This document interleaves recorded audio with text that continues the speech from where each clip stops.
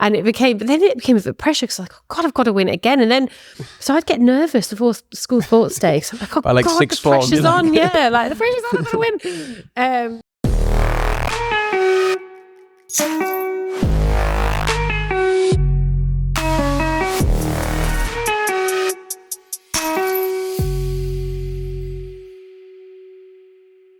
Right, hello, and welcome back to another episode of the podcast Chatzzz.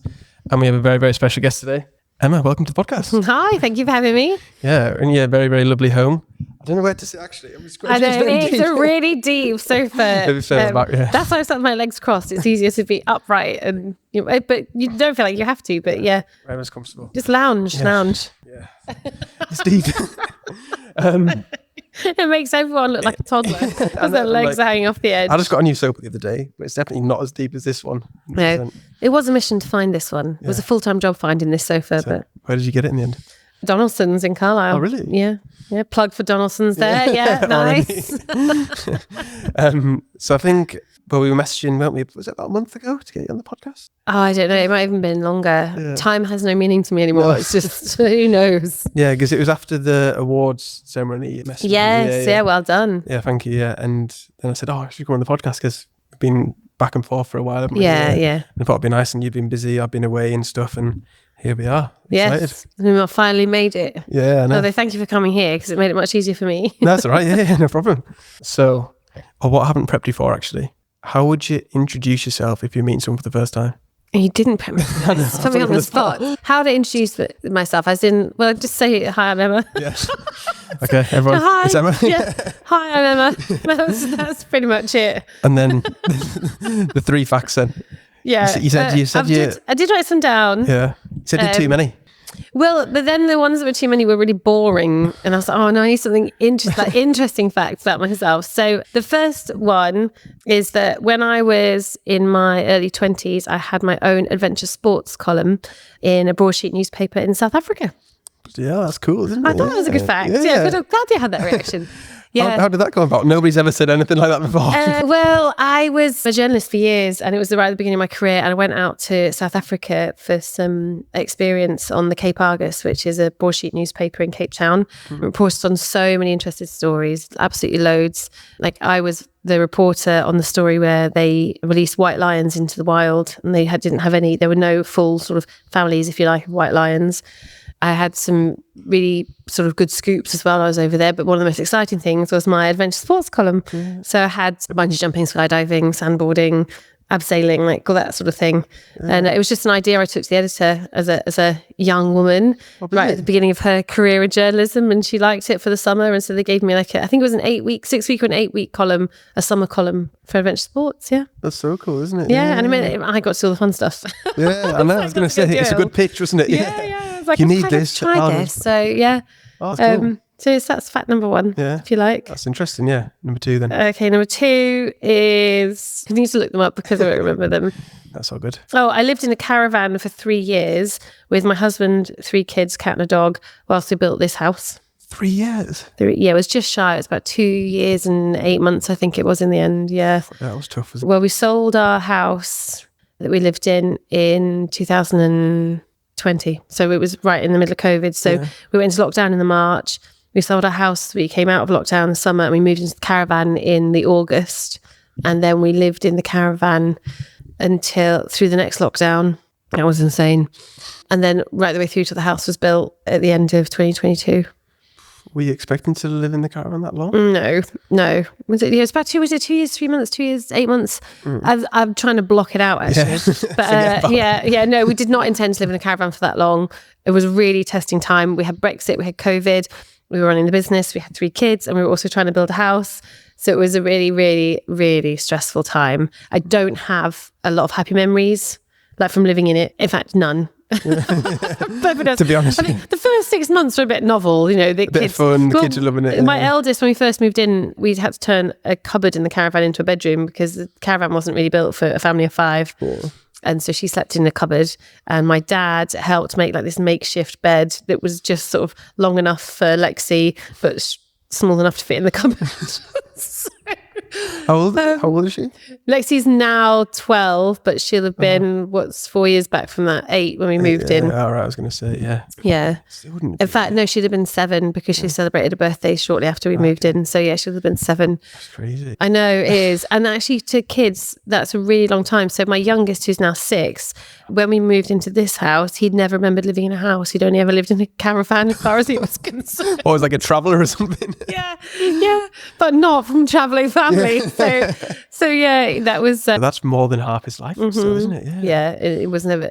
It wasn't anyone's fault. It was just timing with everything that was going on. And the builders that we used to help us build the house were sort of had a lot of integrity, and they didn't want to start our house until they'd finished the previous one that they were on. That one had obviously experienced lots of delays because of Brexit and COVID, because they were, if you think, they were meant to start our house the January of 21, and they couldn't start it because of what happened in 2020. So it all just took much longer than it was supposed to. Yeah. All worth it now though. Oh yeah, we're here. It's not finished. There's lots to do still. Like there's landscaping and bits and pieces. But yes, we're here. We're dry. We're warm. We have space. Very privileged to have done it as well. Yeah. No, it's cool house. Yeah. Third one. Third fact. You don't have to look at your notes even for this one. No, I've remembered this one. Yeah. This one's fairly major. Some people actually already know this about me because I don't, it's not a secret, but I followed and reported on my entire pregnancy with my 3rd child and then gave birth to him on air. Really? Yeah. Why? Well, I am a true believer in feminism and equality, but with that feminism, I think there's a lack of information for women about women's health. Yeah, definitely. And at the time, I was a radio presenter, so I had a large platform, and I'd had 2 very difficult pregnancies and 2 very difficult births. And so when I was in my 3rd pregnancy, I felt experienced enough and able enough and strong enough to say, actually, do you know what? It's really important that we talk about the issues that relate to pregnancy, that relate to difficult pregnancies, that relate to birth, the decisions women have to go through, and also the lack of information out there from our medical professionals. And that's not to say that also I had a wonderful doctor called Dr. Hipple that worked with me on the show at the time, and she was sort of my presenter's friend. And she's a fantastic woman who spotted a lot of I had PTSD from the first birth that I just never realised I had. Yeah. And she spotted it in me and helped me work through that. But, who would have thought that you could get PTSD from giving birth? It seems like such a natural thing. But there was just so much wrapped up in women's health that I think is either unknown because it's never been researched, or isn't discussed, or isn't talked about, or I just don't feel that there's a lot of information about women's health out there sometimes. And because I had such a huge platform at being a radio presenter, I thought, well, let's use me. I'll be the subject. So I was a subject for 9 months, obviously, throughout the pregnancy. And then, the sort of big hurrah was the baby coming out on the radio. Yeah. I think that's amazing though, because I know not personally, but my mum had difficulty having me and my brother for pregnancies and stuff like that. And that was 24 years ago and that kind of thing. And I know some of my friends and they've had difficulties and stuff from getting pregnant and stuff. And you just think that, it isn't really talked about. And you think it is just, me not knowing that much, you just think, you just have sex. You have a baby. It's straightforward, but it's a lot more going on than that. Yeah, well, even having sex, but from a women's health perspective, there's a lot to that as well. But it's just not discussed. It's just not really out there. There's not, or it's taboo, or or people are embarrassed, or they feel a bit shy. They don't want to talk about it, and even my kids have all known from very young age how a baby is made. And I sort of always go off the premise that for as long as they're asking questions, I'll give them answers. Once they've got an answer and they stop asking the question, I don't need to give them more information. I've satisfied their curiosity. Yeah. And I think that's really important, that from a young age, they're open to the idea of relationships, what those relationships mean, why you would have a relationship like that, what happens. Lexi's 12, coming up 13, her body's changing, her hormones are kicking in, she's started dating. Ooh, I know, yeah. Exciting. Got any boys home yet? Yeah. We won't mention names. No, they're lovely though. She's at the age, they're just all lovely friends, and she's there. It's exciting though, isn't it? Exactly, like that idea of falling in love, having a relationship with somebody, eventually getting married or having a baby if you take the traditional route. All of that stuff is just really important to be open about it, because it is different for boys than it is for girls. The society that we're in also means there are certain pressures on women that aren't on men, and vice versa. There are pressures on men that aren't on women. And when you start thinking about it then from a medical perspective, tying that in with the social pressures and the social norms, and I just think there's so much to explore. And for me, it was always from a woman's perspective, because I am a woman. there just wasn't enough information out there. And also I had really sheltered upbringing, and that, you know, if you combine a Catholic sheltered upbringing, if you combine that with the lack of information that's out there from a scientific point of view, or education even, then so it was important to me to do it. Yeah. I think it's an amazing thing, isn't it? And like I say, using your platform for good, because so many people can use the platforms for bad and promoting other things. So it's good. Especially like for women, the body clocks start like ticking, don't they, when they get to a certain age and stuff like that. And your body changes, and you know, we're not meant to be able to have babies till we're 90. You know, that's not what the human makeup, our structure is just not like that for women, and even for men. You know, there's a clock too. I think it lasts maybe a little bit longer when it comes to fertility, but all of that, you know, they're quite. I think part of the reason they're tricky subjects as well is because it's so emotive. People can feel really hurt, really upset. They don't want to talk about it if they feel like they failed, or they feel like it's not. I don't know. I just think when it comes to fertility in particular as well, that's not something I'm particularly well versed in, because I didn't struggle to get pregnant. But I think that in itself, women who struggle to get pregnant, or don't want to be pregnant, or don't want to have a baby, that whole fertility thing and the pressure on women to do it traditionally, to be a mother, not to be a mother. If you choose not to be a mother, what does that say about you? You know, society would have it that, I think even in 2024, women have babies, women should be married, and women run the home. Regardless of whether or not we want it to be that way, it's still very much ingrained in our society. Yeah. And I think as well, like that's one thing from my point of view. I've always thought I'm a fertile and that kind of thing. That's like pressure I think I've got on myself, you know, in the future, because I want to have a family in the future and stuff like that. And it's just, it's crazy to think I should really get like tests, but. Do you worry about it? Not like day to day, but I do think about it, and I think, if I wasn't, then that would like obviously make me feel sad, if that makes sense. Yeah. I imagine it would. And again, like I say, I can only go off my own experience, but I think that the positive thing we have now in 2024 is that there are more options now for, you know, for making children, making babies. But then it's how open society is to accepting those different scientific methods, or fostering or adopting children. How does it come with taboo? You know, is it a tricky subject? And I think they are tricky subjects. Good. I'm not a psychologist. I'm not it's just something that I think it's, where do you get the information from, and how readily available is it, and how people are educated on it? That's the sort of vibe, I suppose, that I think needs, I don't know. I don't even know if it's that it needs to change. It's just that it's not there. Yeah, I think education is important, isn't it, really? Yeah. When I was going to school, it's sex education, but nothing really too major, did you really? And families come in all shapes and sizes. You know, that sort of typical 2.4 kids, that doesn't really exist anymore, does it? Well, it certainly does exist, but it doesn't have to be that way. It doesn't have to be the norm. You know, it's not 2 parents, 2 kids, you know, 3-bedroomed house. It's not, I think life is different now. And some people have multiple partners. I have met people who have broken up with their partners, their families, got together with new partners either side, and they all have Christmas together.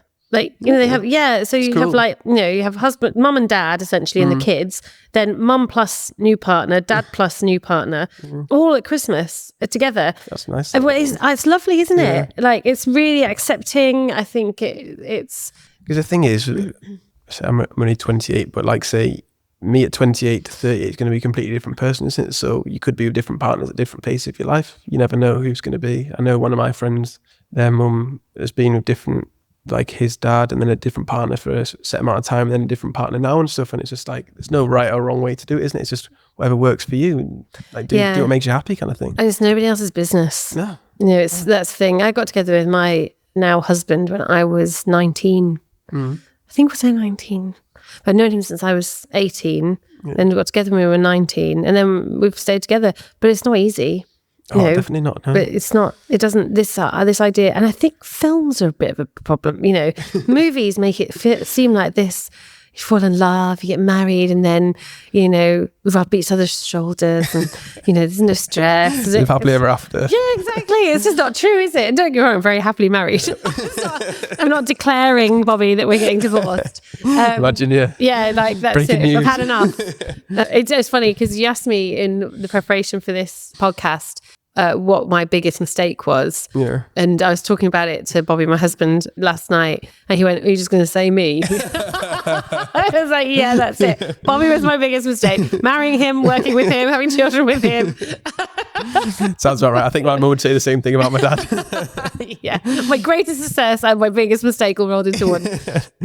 But it's the same with my mum and dad. Is like they've been together since they were 17, 18, and they're in the 60s now and stuff. And I don't know, it's less common these days, I think. Well, my friendship group anyway, to being together since that age and stuff. I don't know if that's social media or temptation or whatever, but yeah, it's like I've seen that growing up of, yeah, it's not always perfect, isn't it? They argue, whatever, but they work through it together because like they're married and that kind of thing, and they're happy. My dad's retired now, so they're happy and for the next phase of life and that kind of thing. But it's not like you say on a movie, is it, every day? No. Someone said to me that relationships are like a diamond, and you're close together when you first get together, and you've got, perhaps you don't have children, you might have, but whatever, at the beginning, it's all fun, you're having loads of fun, you're thinking the same way, you've probably got similar interests, and then as you develop as people, you sort of start to take your own path, and inevitably those paths can sort of head away from each other. It might be that your job takes you in a different direction, you meet new people, you start to change as a human being. And then at the point where the diamonds, the two corners are opposite each other, at that point, it'll either be breaking point or you'll come back together. So so it either becomes a broken diamond because you've gone so far the other direction, you're not going to come back, or the diamond starts to come back together as you've had your let's say your tough phase, or your phase where you've felt most apart. And then it slowly closes towards the bottom as you come back together, and perhaps the kids move away and you start to, I don't know, rekindle new interests, or the interests that you have become each other's interests again. Or I don't know. I'm not a relationship therapist, but I just remember somebody saying to me that relationships are like a diamond, and I was like, that's kind of makes sense, because the way the journey that your life takes you on might take you in a different direction to your partner, and there's nothing wrong with that, just as long as you can bring it back together at the end. Yeah, exactly. Because even if you're 1% away from each other, isn't it, that over time can go miles exactly. apart, If you think of the trajectory, and you're not either of you aren't doing anything wrong, but it's just life, isn't it? Anyway, I didn't expect to talk about that on the podcast. That's a bit deep, wasn't it? Took us off on a tangent, didn't it? So what were you like growing up then? You mentioned it briefly about Catholic upbringing and that kind of thing, or? Oh, well, it took to some degree. I hate labels. So it wasn't... First memories, what were your first memories like growing up then?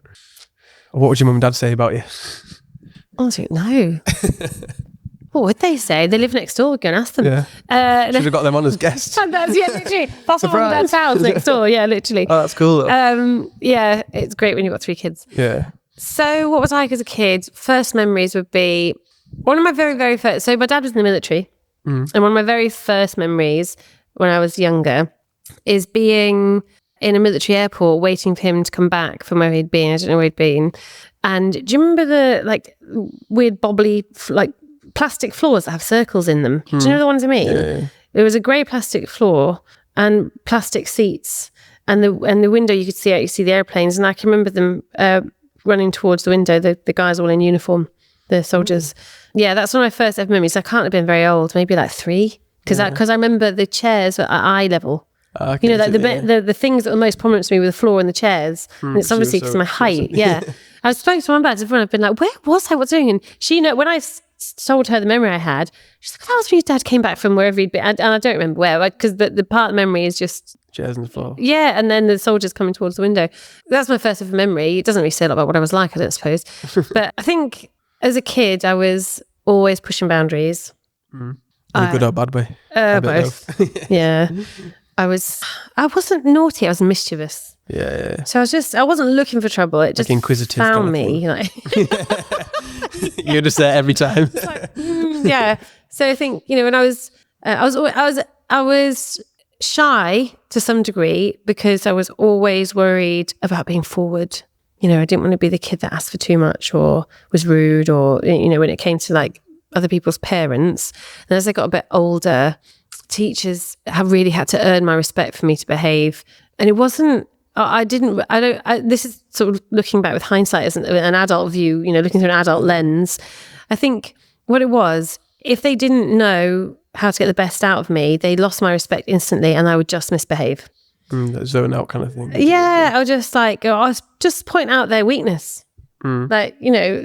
is if you think about growing up and survival and instinct, what we do as humans, I think I was just for the teachers I was naughty for.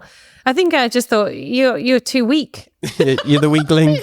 I'm going to terrorize you. Yeah, exactly. Then we go into your class thinking, oh fuck, God, here she is. Yeah, and I had one teacher, and really sadly, she died not that long ago, called Mrs. Campbell, and she had really, really big boobs, and she used to put them on the table, like she used to. So when she sat down at the desk, she on purpose, or? Yeah, like to rest. I mean, it must have been really heavy. I can only imagine. And she used to put them on the table, and then she'd go, right, girls. And my surname used to be Borthwick. Borthwick to the front. And that was it. And I never ever cheeked her because she was sharp. So I'd stand up and I'd sit right at the front of the class because she wouldn't have it and me sit anywhere else.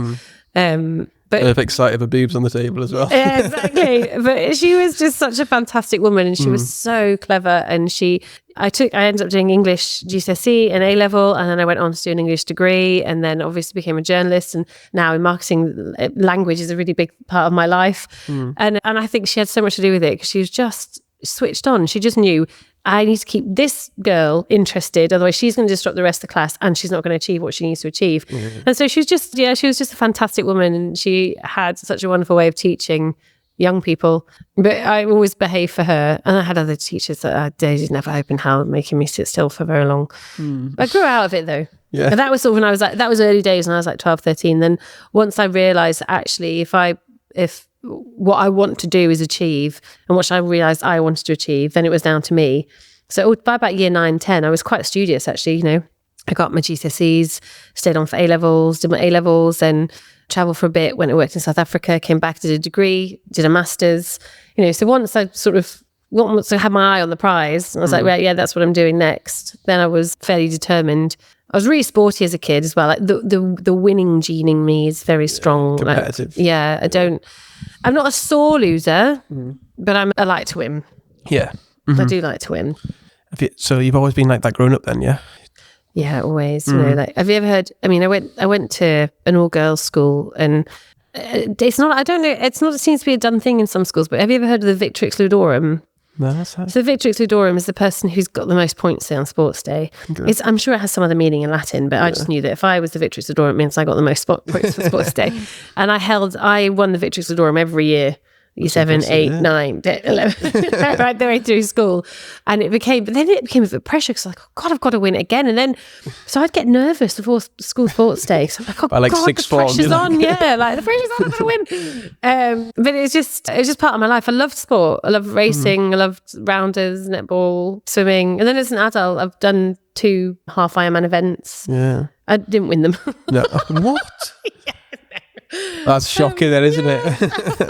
To be fair, I did a half marathon like a couple of months ago, and someone said to me, "Oh, you're going to win it?" I was like, "No, I'm just doing it for myself." It's got to be my own time. It's a bit different, isn't it? Yeah. Yeah, it's a different type of winning. But yeah, so I was always quite competitive, like to win. Yeah. Always determined. I'm the same. I don't really like just taking part. I'd like to try and be the best, even if that's the best. For you? Yeah. Yeah. Or like you say, winning, if it's like in football or something growing up, or cricket, I always like to be the best player in the team, or the best team winning the trophies and that kind of thing. Yeah. I feel like if you're going to do something, you may as well do it to the best of your ability, and you may as well win. And if I don't win, then try harder next year or next time. Yeah, I know what you mean. I think as I get older, I'm not sure it matters as much. No. Yeah, I don't know. Like, I like comparing myself year on year though, like personally. Yeah. Like, I like to think, me compared to this time last year, am I personally doing better? Am I doing better in business and that kind of thing? And if I think I am, then that's good. Yeah. Whereas, like you say, it's hard to quantify how are you the best in whatever thing when you're older, isn't it, really? Like I say, the half marathon, I'm never going to be the best half marathon runner in the world. Yeah. I'd like to not think, but it's, maybe, I think for me, the concept of best, the concept of winning has changed over the years. So, when I was at school, winning was winning the race. It was actually coming first in the 100-meter sprint or whatever event it happened to be. Being the best was having the highest grades in the class. Like, getting an A or whatever it was at the time. I think it was ABC when I was at school. I don't know what it is now. 1, 2, 3, 4, 5, 6, 7, 8, 9, 10 something. Yeah. But then I think for me now, being the best or winning is more about how I feel about myself. It's not actually, I don't need to win a sporting event because it's not my event. I'm doing that because it's fun for me. Like, you see what I mean? So it's about how then I feel about my health. And for me, winning is being healthy, having happy kids, having a happy husband, having a social life, having a successful business. And that for me, the combination of things is winning. Like, you know, our business might not have the most turnover. We might not make the most profit. We might not have the biggest house. I might not be the fittest person in the room, but it doesn't matter, because it's the combination of all those things that make me feel like I'm winning. Yeah. So exactly. I think it's over time, it changes, doesn't it? Like, definitely. your focus changes, and priorities change as well. Yeah. Like I was saying to you about the drinking thing, if my 22-year-old self looked at me now, I'd think, bloody hell, you're a bit boring. You don't go out and get drunk every weekend and stuff. But for me now, like, I feel like I'm the happiest version of myself that I can be within reason, you know what I mean? Because I'm doing my own thing, I'm doing what makes me happy. Like, say, health and fitness is a big thing for me this year especially. And I do agree with that, definitely. It's a good way to put it, I think. Shifts, doesn't it? Like, what your idea of the best is and what your idea of winning is changes. It doesn't necessarily need to be the sprint. No, because it's like I was saying to you before I started the podcast, I used to do a lot of events and stuff. And I used to think that going out getting drunk, having loads of friends in the event space was like the best thing ever, so popular. But then now, obviously, which is nothing wrong with it, I don't speak to as many people because I'm not giving people guest lists and selling tickets and whatever. Yeah. But I've got a smaller group of friends that I know if I rang up the phone to them, if I needed them in the night time, my family and stuff, they're there for me. And I've got like a smaller but more controlled. And I think I'm definitely happier within myself than I was trying to impress other people. I'm just trying to do better for myself. That makes sense. And like those types of relationships are only so deep, aren't they? Yeah, like, very surface level, aren't they? Yeah. I read somewhere, I don't know where, and it was a long time ago, that the average human can only physically maintain 6 friendships. 6, is that including family? Or? No, I think that's friendships. I think I think that's outside of your family. And it means 6 meaningful friendships at any one go. So when you get 7, you've got to drop one. Once you get 7 or 8, you're going to start switching them in and out. I don't know how true it is, but I was like, I wonder, because then you start thinking, right, who are my closest friends and how many do I actually have? And then you're like, actually, if you round it up, you probably have about 5 or 6. Yeah, literally. Like close friends. Like that. So I don't know how true it is. I can't remember where I read it, but apparently that's human nature. That we only have the capacity to maintain that level of friendship with 6 people. Because even I went to the gym with one of my friends, Luke, this morning, and I was saying to him, we haven't seen each other for ages, like probably about 6 to 8 weeks, because he's been busy, I've been away and stuff like that. And he's one of my close friends I've known since like 18 and stuff. And he'd be like one of them. But I feel like it's a transitional phase the last few years of, not that you fall out with people, they just grow apart, move away. There's various reasons, and there's nothing wrong with that, is there? But yes, all part of growing up, I guess, isn't it? Yeah. 2 of my closest friends I've known since I was 10. They're twins, Steph and Joe, and one lives in London, one lives in Hertfordshire. So, but I'm still, we probably only see each other really once, twice a year, but it's one of the highlights of my year, like, see Steph and Joe. Yesterday, isn't it? Yeah. And if, and I know that I can always ring them and I can tell them anything, and, the conversations I have with them are very different to the conversations I have on a microphone or, somewhere else. No. But it's just not, when you can be completely vulnerable with somebody. Yeah. When you can really be like. And they won't judge you or anything. Yeah. And you can fall out. Yeah. No, that's really important as well. Like, I know I've said things in the past that have offended both Steph and Joe and vice versa. But you just sort of go, well, it's just, I didn't mean it to cause hurt. I said it and it was my opinion, but it's being able to then say to each other, look, don't worry, it's fine. I know you think like that. I'm not going to change your mind. Like, you keep your thoughts, I keep mine, and we can have a different opinion, Oh, have we got a guest? We've got a little, sat down there, So what did you want to do, or what did you want to be when you were growing up? Any aspirations, jobs, anything like that? I wanted to be, sounds so cheesy. There was 3. Okay. An actress, a radio presenter, or a businesswoman. Well, that's quite good then. 2 down. Yeah, it's quite 2 out of 3. You did well. I know. So I used to sit. So you're the actress and the... Yeah. Yeah. Definitely see me in that film. Yeah. I used to sit as a kid. Do you remember, you're probably too young. I don't know. They used to do the charts. They used to count down on radio. Yeah. So I used to, with what's it called? Ghetto blaster, or whatever they were called back in the day. Like the boombox thing. Yeah, with tape. Yeah. Put my finger on record and play. So you could record the radio and then stop it at the end of the song, and then I'd do the link. Ah, really? Record my own link onto the tape. That's cool though, yeah. It's that when I must have been really young, like 9 or 10. And I don't know where they are now, but I had tapes of me, and I used to do it in an American accent. Hi, welcome to the radio. This is Emma's show. Like, I used to have this weird, American accent. And then I'd like introduce the next song. Part's fun though, isn't it? I know, yeah. It's a shame you don't have the tapes. There probably must be somewhere, do you reckon, or not? No, I don't think I own a tape. I don't know where it would be. Don't know how you'd play it either. Yeah, exactly. I haven't got a cassette player. Yeah. But yeah, so I used to do that as a kid. And then I really like the idea of being a businesswoman. I don't know what a businesswoman meant, but I would just be a businesswoman. Just have your own business kind of thing.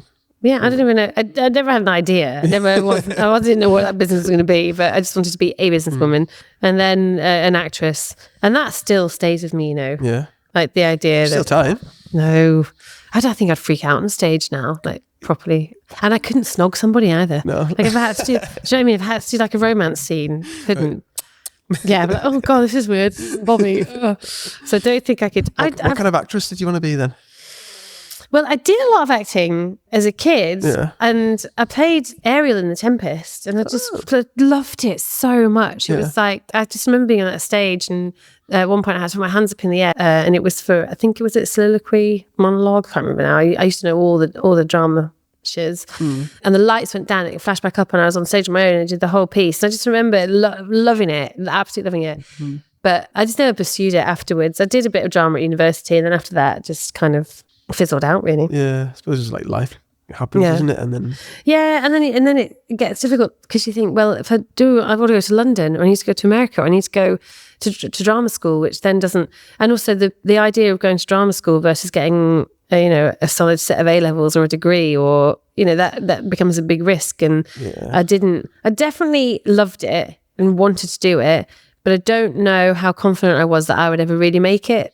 And that was in like the back of your head. Yeah. So I think you have to back yourself and stuff like that, don't you? 100%. It's a competitive industry, isn't there? Yeah.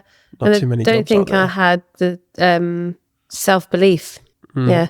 When I look back now, I sort of think to myself, I wish somebody had told me that you'd be fine. I wish somebody had said, just try it, go do it. It's like your older self told your younger self kind of thing. Yeah, if it doesn't work out, it doesn't work out. Let's try something else. Just try it. Yeah, go away, go off to drama school for a couple of years, and if it doesn't work out, so you've had a great time. You're still only young, aren't you? And you'll have learned skills. You'll have come away with something. So many skills. You're so independent as well. But that sort of... Is that one thing you're trying to instill on your kids then? Is it like just try whatever you want to do? Yeah. And pursue? As long as they're putting their effort in. Yeah. And not just saying they want to do it, showing they want to do it kind of thing. Yeah. So Lexi once said, she wants to ride horses. And I was like, all right, okay, well, you need to learn to look after them then. She's like, no, I don't look after them, I just ride them. I was like, well, it's not the same. It's like a full-time job having a horse, isn't it? Yeah, exactly. So it's that sort of, I think I need to see commitment from any of them with any interest. But then ultimately, if it's what they want, if it was what they're interested in, that's what they should pursue, because that's where they're going to find joy. Yeah, 100%. And then, so for you, when you decided you weren't going to be an actress, what was kind of the path for you after that then? I didn't ever decide I didn't want to. Okay. I still secretly want to, I think. There's still time. Yeah. There's definitely plenty of time. There isn't. Don't tell me that. Next thing you know, I'll have dumped my life here and off to drama school in London, a 42-year-old women. That'd be fun though. Yeah, probably. Yeah. I'm not sure my kids would be all that impressed. But yeah, I think... Bye. When I did my A-levels, I did, what did I do? English, history and art. So that age is like the biggest decision in the world though, isn't it? Yeah, A-levels feels major. World, isn't it? Do I go to university? Do I not? What do I do with my life? Yeah. So young. But you're impatient, aren't you, when you're young? You don't want to wait for anything. And that was always my fear, was if I don't do this, what will happen next? If I don't have the A-levels, I'll have nothing. And then if I've got nothing, I have to start again. And if I have to start again, I've wasted 10 years. There was always that sort of feeling for me. But so I did a lot of arts as A-levels, and then went to university. And when I went to university, I couldn't decide what I wanted to do as a single degree. So I did English, psychology and history of art. Okay.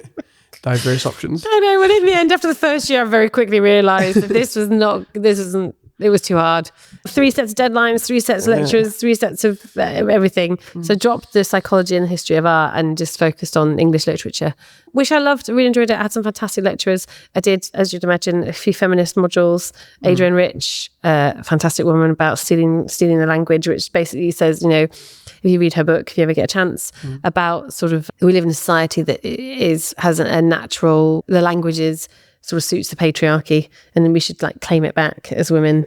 I won't go into detail because it can be quite obscene, the language for polite society. but it's a really interesting modules as a student about sort of feminist literature and other stuff as well, and drama. And I tied in some of my modules with drama modules, so it was about plays and performing plays as part of the literature. So I managed to get that in there as a degree level. That's good fun then. Yeah. And then I was on the student radio. And that's where I sort of went, oh, do you know what? I'm going to be, I like the idea of being a journalist. I was never really a DJ as such because I wasn't cool enough. Okay. You said that? Well, I just know I'm not. I'm still not. Self-proclaimed, not cool enough. Self-proclaimed, not cool enough to be a DJ. The thing is, I like music, but I'm almost not geeky enough about it. Yeah. Like but the stuff I listen to is bonkers. It like ranges from Jolene to blimmin', you know, Texas Hold'em to, you know, whatever, R&B and hip hop, you know. And quite often I'm listening to music. I don't know who sings it. I don't know what genre it is. I just like the song. Yeah. So whereas if you're a music DJ, there's an expectation that you have an understanding of the band or the singer, where they've come from, what the genre is. And I never had any of that. I was more interested in talking, in discussions and stuff. Okay. So then I went down the journalist route. So then how did the student radio thing come about then? I'm interested in that. Because that's something I wish I did at uni. Because I saw some people do it, but I wasn't really into like podcasts and that kind of thing at the time. But is it something you always wanted to do, or was it just like an opportunity that came about and you sort of thought, oh yeah, I'll give that a try? Or I took my cassettes. No, I didn't really. I took them and said, look, I've got a show reel. Yeah, no, I just went and got in touch with the student radio. Lots of universities, they just have a student radio. Go find it and go speak to people on it. And quite often they'll either give you a trial run, or they'll give you a show, or they'll give you a spot. But it's a commitment, and obviously you're a volunteer, so you go and then I just had, I can't remember how long I did it. I maybe did it for a year and had my own, I can't remember if it was even a whole show. I don't think it was. It wasn't very long. And at the time I was like, in the middle of falling in love with Bobby. So all I did was talk about Bobby the whole time I was on the radio. People love that though. Yeah. People love relationships and stuff. Well, that's right. So yeah, maybe. I don't know how much. I don't know. I never got much feedback. Yeah. But from there, because then I had a little bit of experience in student radio, I contacted the local commercial station at the time, which was, what was it called? Put yourself on the spot here. In Newcastle. I'd have to Google it. I won't remember it. But I was an events girl for them. Okay. So I used to go, events girl.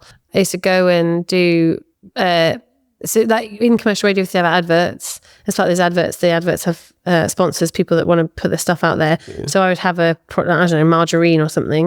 And I'd have to go and do a live piece into the radio from the flora stand or wherever it might, you know, whatever margarine it might have been. Yeah. Obviously give out margarine to people passing. and then do the piece on the radio about the margarine and how the event was going wherever we were at. The glamorous side then. Yeah, a roadrunner essentially. Yeah, and that's how it started. And then I was told quite early on that I can't say my R's. I can say my R's, but they didn't think I could. So they used to make me put a pencil underneath my tongue and say like road runner with a pencil underneath my tongue. And also I had a tongue piercing at the time, and they made me take that out because you could hear it clicking on my teeth on the microphone. My dad was thrilled about it. He was never happy about the tongue piercing.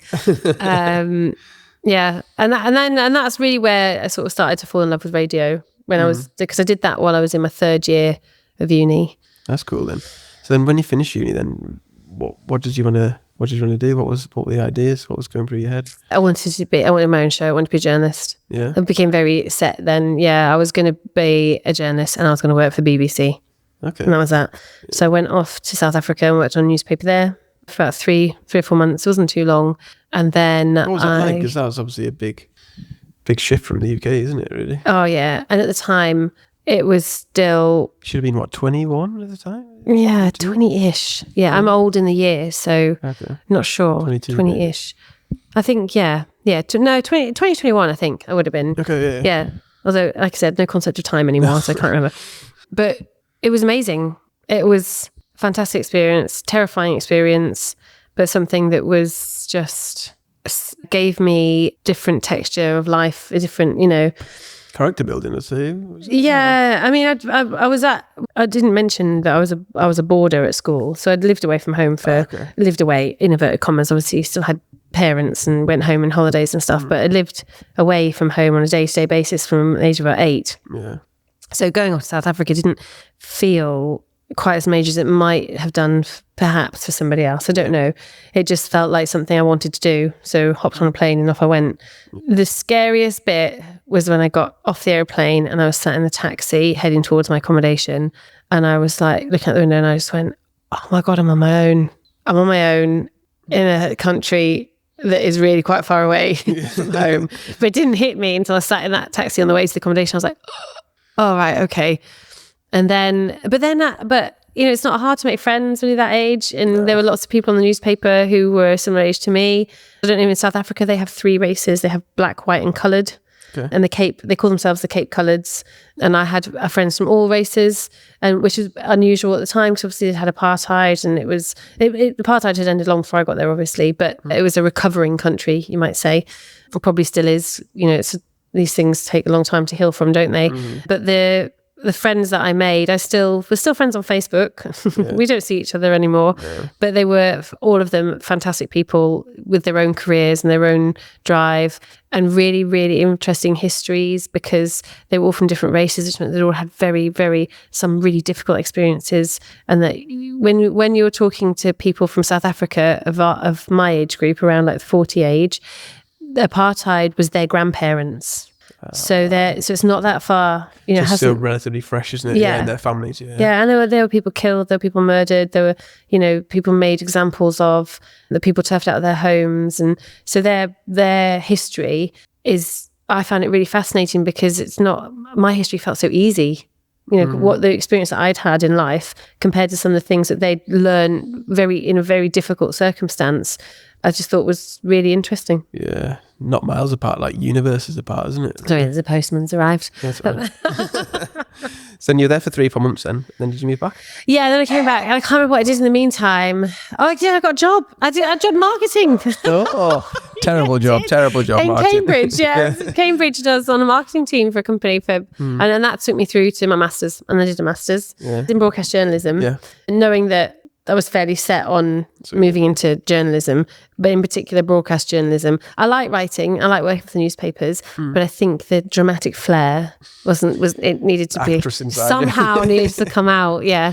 And that's when, after that, because during the masters it was a really hands-on practical one, so you were regularly working with the editing, you were expected to create proper shows, you had to find guests, you were working as a journalist but in a fake newsroom essentially. And then I got my first job for CFM. That was my first proper on-air job as a newsreader. That's cool. So I worked at, it's going to drive me mad if I can't remember that station in Century FM. Century FM in Newcastle. That's where I worked first. So that's when Is that still going now or not? I don't know actually. I don't know. They've been bought up by some bigger Bauer Media or something. But yeah, I worked, Century FM was my first radio job. So that's where I got my taste of being on air. And then obviously did other things, and then came back to radio journalism, broadcast journalism during the masters, and then went to CFM to work as a reporter and then newsreader. And that was really great fun, because that was just weekend work. And, whilst it was serious because it was the news, it was just, you weren't under any pressure really. But it didn't feel like pressure because I was enjoying it. So and then after that, got a job with the BBC, and then stayed with the BBC for the best part of 15 years. Oh, that's what you wanted, what you set your sights on, wasn't it, when you were younger? Yeah. The BBC. What was that moment like then when you got the job offer from the BBC? I couldn't believe it. I felt like I'd won the lottery. I think I was going to be so rich. I was, oh my God. Yeah, I mean, I wasn't, obviously. I don't know what the money was now, but it was my first proper job with the proper pay packet. I was like, oh my God, I'm rich. Like so much money. Yeah. And obviously the status of it being the BBC, I've made it. I'm in the BBC. It felt that's cool. Really major. Yeah, really, really major. And then I sort of moved around. So I worked at BBC Tees, BBC Newcastle, BBC Radio Cumbria. I did a few stints for 5 Live. To get to that job there, it wasn't just like I walked into a job. I'd done work experience at ITV, at Sky News. You do the rounds, and you do the interviews, and eventually you get your first position. Was it what you expected then? Like obviously, like you say, if you're younger, you wanted to do the BBC. Going into that role and travelling about, was it what you'd hoped for? Was it expected? More or less? Or? It's funny because when I look back on it now, I must have been about 24 and I just could not understand why they wouldn't give me my own show. 24. I was like, I'm 24. I am ready for this. I've earned this. Give me my own show. Yeah. And obviously it's that thing. I wasn't ready for my own show. They could, and the people around me who were, very experienced people could see that. But at the time I was like, I just don't get it. Why have my own show? But I loved being a reporter. That was absolute highlight. So you had different shifts. You had early newsreader, early reporter, then you had your producer roles, and then you had like afternoon reporter, late reporter. The BBC's nothing like that now, but that's what it was at the time. And my favourite shift, without a doubt, was early reporter, because you come in, you get given your brief, you go out and you report all morning, either creating something that's pre-recorded and coming back to the studio to edit, to put out the next day, or you were live. And I just loved being live. Like that was always my favourite day, when you had a live story to go to, and you'd have a guest, you'd do a description, you'd have your guest with you, you'd interview the guest, and we had these huge cars that had this massive mast that used to go up into the sky so you could broadcast back. I loved that. I loved being a reporter. I suppose that goes back to like being an actress, isn't it? Like the live performance and that kind of thing, isn't it? It does. Or intertwines. When you're on air, you're 110%. I can't just go on air and be like, morning. So, tell me about your garden, or whatever the story might have been.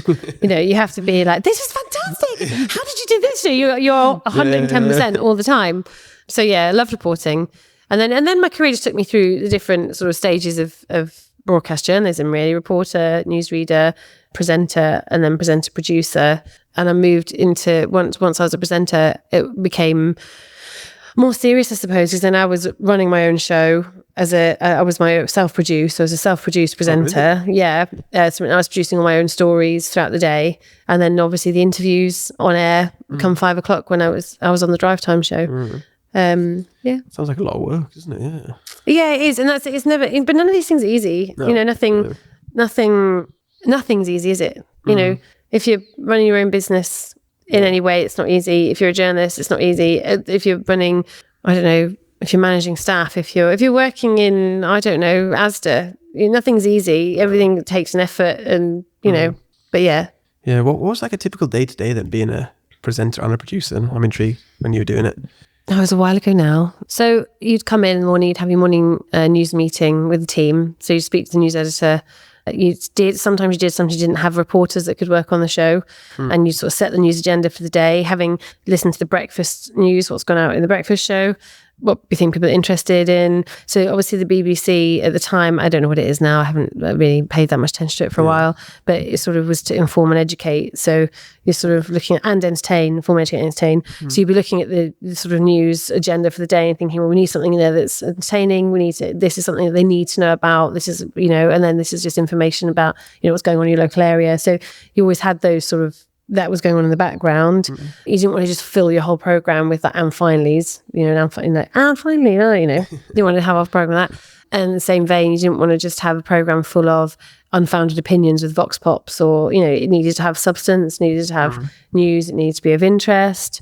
So you'd set your sort of news agenda and the stories that you're interested in for the day. You'd look at press releases, look at what else was out and about. A reporter might have brought in a scoop. You might have had a story idea yourself. You might have, you might have experienced something and thought, I wonder if anyone else has experienced that. And then when you start looking into it, like, oh my gosh, that's really interesting. And then that would turn into a story. And then throughout the day, you set up the stories. So you'd ring round, get guests that, experts that can talk on certain subjects. Or at the time, one of the difficult things I had to cover at the time was our hospital. The Cumberland Hospital was in special measures for a long time. And so I had to regularly get guests on to talk about that, about what they were doing to improve the situation for people that live around here, that sort of thing. Yeah. So you almost become an expert in everything for all of about an hour, and then you've got to get rid of the information ready for the next day. Yeah. So let's say consume it all, then forget about it, then consume more. Yeah. Very fast paced then. It was quick. Yeah. It was a quick show as well. So you'd have to set up all the stories today, and then about 4:30, maybe go down to the studio, get the studio set up, and then go live at 5 o'clock, live for an hour, come off air, tidy up all your bits and pieces, do whatever you need to do, reply to emails, and then same again the next day. Yeah. Good fun though, I'd imagine, isn't it? Yeah, it was fast paced, and I think it gets to the point where with a lot of things, and nothing's new anymore. It's just like the same routine kind of thing, yeah, and after 15 years of it as well, I didn't have my own show for 15 years. I only had my own show for 7, but prior to that, when you first come in, everything feels new because it's a new treatment, it's a new experience, it's a new, you're taking a story and like, this is really interesting. But then once you've been in it a long time, I think, and I don't know if any other journalists would feel the same way, that it becomes, no news is new. It's the same, it's humans doing the same thing they've always done. Do you know what I mean? It's like, it's not... Same shit, different day, basically. Yeah, exactly. And it's like, it might be a different person saying a different thing, but somewhere, last 50 years, someone else has said something equally as controversial. So it's not, it's like, it's just, because I suppose essentially journalists are reporting on human nature. That's what we're doing. We're talking about humans, human behaviour and what's going on in the world.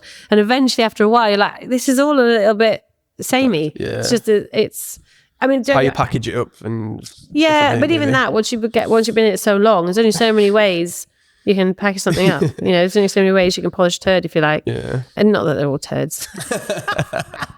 You just called out every journalist story now. I didn't mean the journalists, I meant the stories. I did get some gifts of stories that are really fascinating and really interesting, and the guests can be great. But then other times when you're thinking, this is just news that needs to be told. Like, elections, for example, come around and there's really not that much more you can do with an election to make it interesting. The election is the election, that's it. Yeah, it's just pretty much the same, isn't it? Everything tweaks different people. And I really, political beasts, like the political journalists and political reporters, they're in their element because they're just soaking it all up in all the different, the manifestos and the detail and and policy changes. Yeah, and all that sort of stuff. But it's interesting, but I think you do... It's not as glamorous, I suppose, is what I'm getting at, as some people think it is. Yeah. So then how did it come to an end? What was like the thought process there? And you thought, this is it? Yeah, that was a tough one. So 7 years of having your own show, that's obviously a long time, isn't it? Yeah, it was a long time. I loved it. I still love it. When I look back on it, I'm still very fond of it all. But I think Were you just ready for like the next phase? I outgrew it, Yeah, I think it was... If I think about it, like, with a lot of self-reflection, I think there was different elements to why I made the decision eventually to leave. One of them, from a personal level, was I felt like if I wanted to progress, I had to move to another location. Well, I had 3 kids, a husband, a house, and if I was going to move, I was going to have to go either to London or Manchester, and the kids and Bobby were all set up here, happy, so then it would have meant commuting on my own for 4 or 5 days of the week. Monday and then come back Friday. Yeah. And I wasn't really wanting to do that. And I had even if I had chosen to do that, I had no guaranteed position. So I'd have been making that move. Basically, I needed to make the move from local to national radio at the time. And whilst I have every faith I would have done it and I've done it well, I don't think I wanted it enough. So there was that going on in the back of my mind. So in our family business where I am now at Stan Sherlock Associates, in the 2014, founder Stan Sherlock, my husband's dad, had a career-ending stroke. So Bobby had taken over from him, and over the next couple of years, became very obvious that where they had 3 directors, they dropped down to 1 because Bobby's mum and dad retired at the same time for Bobby's mum to take care of Stan. He's well, by the way. But at the time, it was very difficult because then Bobby inherited all of Stan's clients. He also had his own, and he was running the business. Yeah. And then over the years to come, from sort of 2014, over the next couple of years, I was still at the BBC. Bobby was at the family business. There were just cracks starting to show, I suppose, where hard work or more work were wallpapering over them rather than fixing the cracks. And so it got to a point where there was a definite need in the family business for a progressive person who could drive change, who could also be trusted, because family businesses are quite complex in terms of who they do or don't let in sometimes with information. And Stan Sherlock Associates has always been run with family members. And so it's a very different business now, but at the time that was quite a shift for them to think. Even going outside of blood family was a difficult one for them to think of.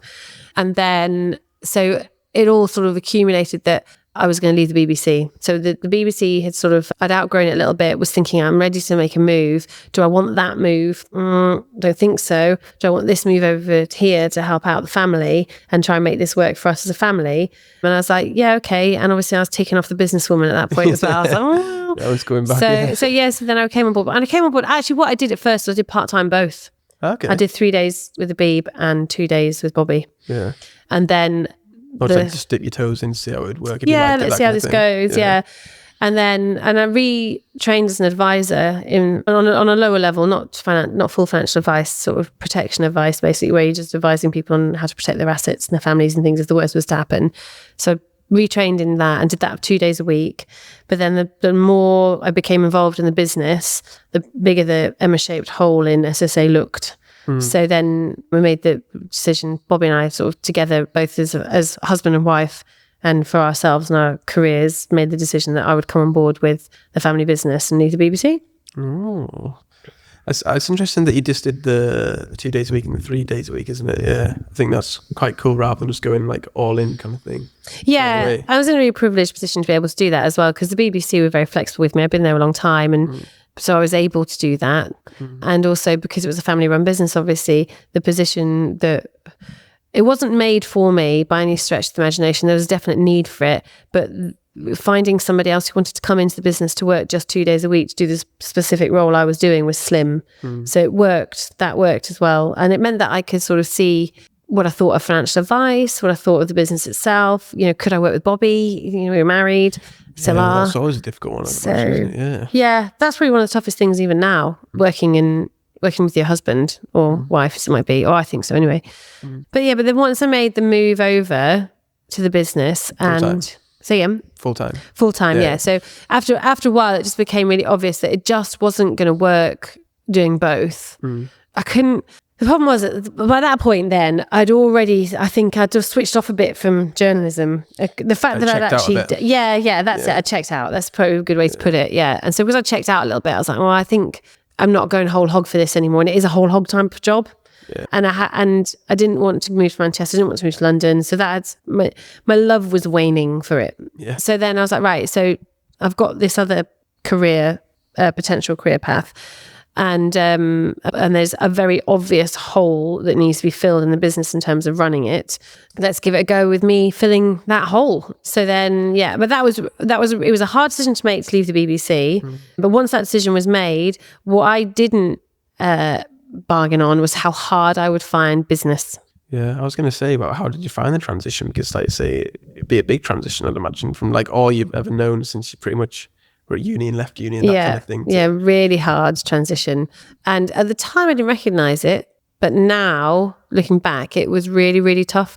And the business wasn't the business that Bobby and I wanted it to be. So, once I got in there and got under the skin of the business a bit, and Bobby and I were sort of discussing the future of the business and how we wanted it to work for us and work for our team and work for our clients, as it was in its current state at the time, wasn't what we wanted it to be. So then obviously we embarked on this massive project of change, and change is hard, not just for the people running it, but the people who are having it almost, put on them.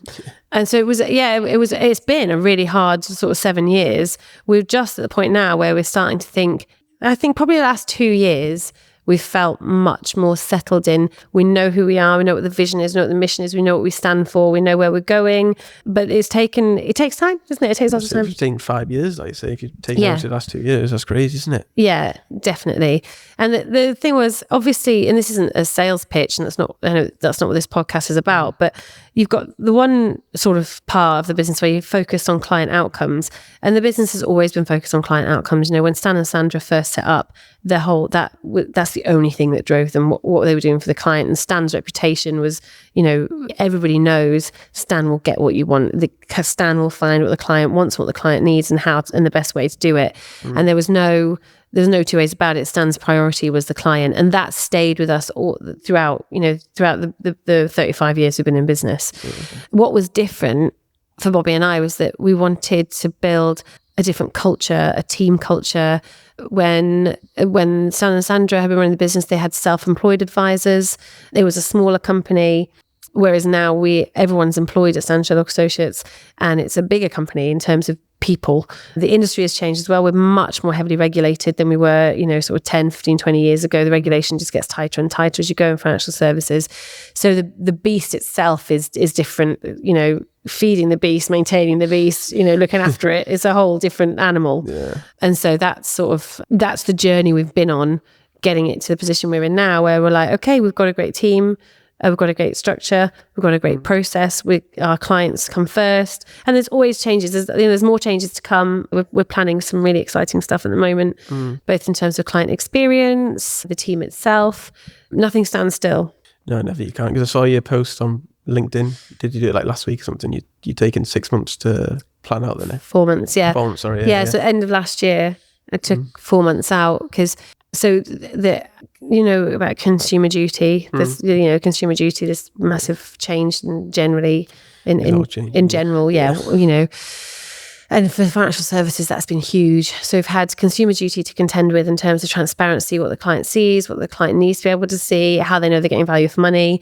So we've had that to contend with at the same time. We've had something called the AR regime, which is where the FCA have started looking at how appointed representatives of networks are managed, checked how they aren't compliant. So there's been sort of two big schemes running on in the background, if you see what I mean, largely to do with regulation that's been quite difficult. But for us, the best way to do it really was to just, let's just strip it back and see what happens next. So take it right back to basics. What do we do from the moment the client walks through the door? What do we do from the minute the client makes that phone call? Who does what? Which staff member does what? And what are we trying to achieve? So we spent 4 months looking at our processes in terms of how we communicate with the client, what the client gets at the end of it, what the client gets throughout that journey in terms of information, how they communicate with us, how long, if a client calls us, how long do we give our advisors or our business support team to get back to them? And that for us is they've got 1 hour and they've got to have got back to the client within an hour. And it's things like that. So we just looked at what do we see as service? What do we see as excellent service? And how do we achieve that? And then work back from there in terms of our systems, our processes, our people. So it took, 4 months out doing that, and then did a soft rollout in November. The team were amazing. Considering it's more change for them, they're all on board. They could see exactly why it needs to be done. And then hard rollout in December. And then now we're coming up to review stage. So 18th of June is our mid-year review, where we'll present all of the facts and figures and the results and what has worked, what hasn't worked, the tweaks we're making, and the next sort of raft of changes going forward for the end of the year. Yeah, that's exciting. So I just want to track back to you saying transitioning from the presenter to the businesswoman. You said it was difficult to transition. How did you overcome that, or what was any difficulties that you found and that type of thing? Does that be interested to? No, I imagine people. My feet are gonna be right at the end of this. Sorry, I'm like, said it wasn't that kind of podcast. What do they look like? I know, yeah. Who likes feet? The transition itself. How to overcome the difficulties? Yeah, the change of you, the change of pace, the change of environment, everything like that. The change of pace was so hard. Yeah, financial services is so slow compared to journalism, really slow. So I found I spoke a lot actually to Bobby about that, because obviously he's been in financial services since he was the opposite way around, since he was 19. Actually, since he was 16, he really started in financial services. I used to say to him a lot, how long before? Huh? I used to go, Emma, this isn't journalism. This doesn't happen overnight. Because in journalism, everything happens in the day. Yeah. And so I used to speak a lot to Bobby about, I cannot understand how this is going to go on for 3 months or 2 months and that was really frustrating. But ultimately, you just get used to it. It's just something you go, well, I can't change it. I can't change the way this works. Control, yeah, I can't do anything about the FCA. Or I can't do anything about the network's deadlines. I can't do anything about other pension providers or the bank. I've just got to manage the client expectation. And that's really where it became, for me, the marketing and the client expectation, the client experience kind of go hand in hand. Yeah. But that was really that. So I missed a bit out really. When I came to SSA, initially, I retrained as the advisor. So I did the 2 days on and 3 days at the BBC. And then as I had more to do with the business, it was about business development and driving business, because we didn't have the right structures and things in place at the time to really push forward. So then we sort of drew a line under it all. And that's when I came in as marketing rather than as operations or anything like that. Yeah. So I kind of missed that bit out. So when I came on board, what I was bringing with me was a wealth of experience in media. I can write, I can speak, I can record. I'm from a creative environment, creative background, and I need to bring that into financial services for us. So that's sort of how I made the transition ultimately. Slightly easier to adapt with that, yeah. Yeah. So whilst I started with the advice, there was never the intention that I would ever become a financial advisor. Yeah. I can't count. It's not language is my thing, not the numbers. So if I'm giving you financial advice, don't listen. Take note. Yeah, exactly. So yeah, and it was the marketing side of it. Even that was a tough transition though, because it wasn't a traditional move. You know, I didn't go from journalism into PR, I went from journalism into marketing. And you know, as you know, there's lots of different elements and things to know and learn and be considered. Yeah. But I just put people around me. That's how I made the transition. I found people that I could rely on, that I could trust, that could help me, that had good ideas. I worked with somebody called Ash Borland, who we spoke about before we started the podcast, who was great with just starting me out with a bit of structure right at the beginning when I first sort of came on board. We didn't have a website. We didn't have any social media pages. We didn't have LinkedIn. We didn't have a newsletter. We didn't have marketing. We didn't have marketing collateral. We had nothing. We had a logo. That was it. We had a logo and a very strong brand, bizarrely. Yeah. In the word of mouth kind of thing. Yeah. But it was traditional family business with longevity in the area. And so it was almost like, for me, having a startup in an established brand.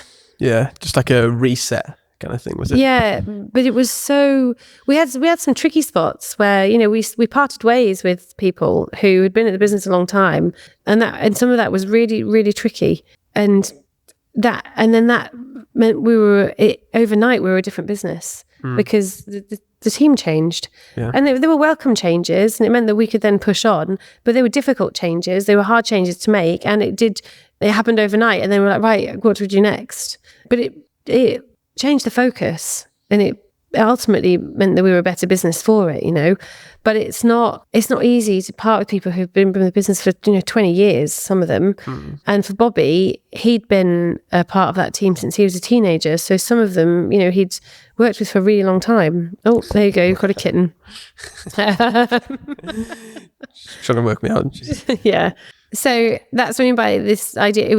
We had this sort of established brand, established business, but we had everything else was new. Yeah. So it'd be weird to Yeah. So we already had a really good reputation, and within that reputation was certain sort of brand elements, if you like, of who we do, what we do, why we do it. But other than the logo, we had nothing else. Yeah. You know, that's crazy to think, isn't it? When you look back now, you think, how are we in a position? Not even a website, nothing.